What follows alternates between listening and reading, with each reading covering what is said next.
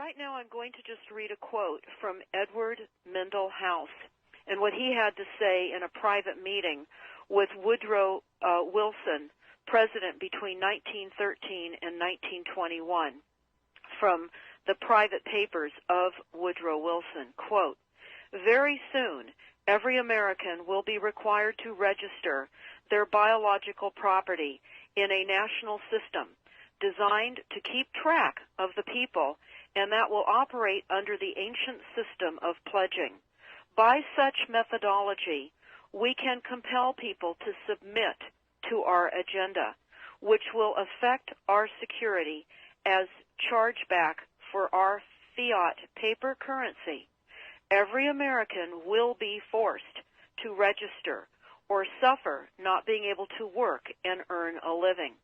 They will be our chattel, and we will hold the security interest over them forever by operation of law merchant under the scheme of secured transactions.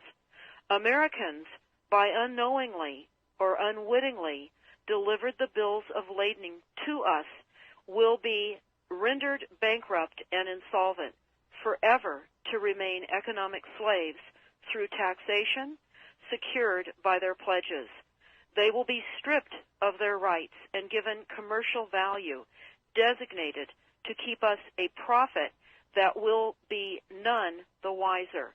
For not one man in a million could ever figure out our plans, and if by accident one or two would figure it out, we have in our arsenal plausible deniability.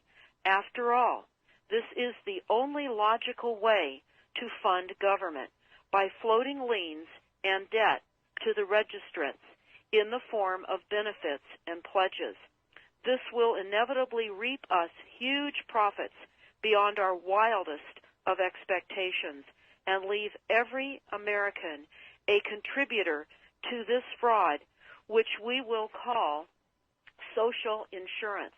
Without realizing it, every American will insure us for any loss we may incur, and in this manner, every American will unknowingly be our servant, however begrudgingly.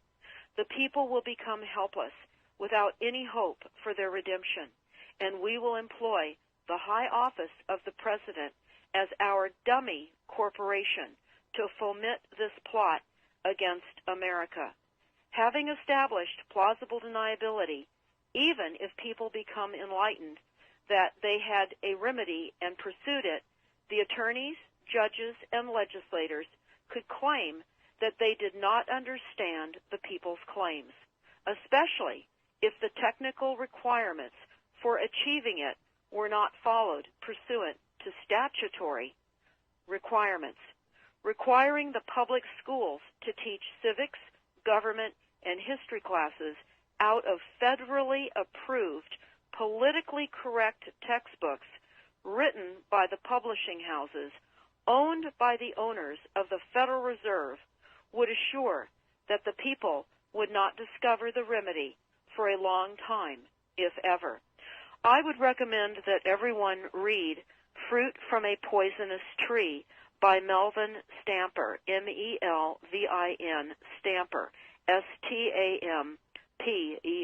That is Fruit from a Poisonous Tree. This is out of Chapter 2 of Fruit from a Poisonous Tree.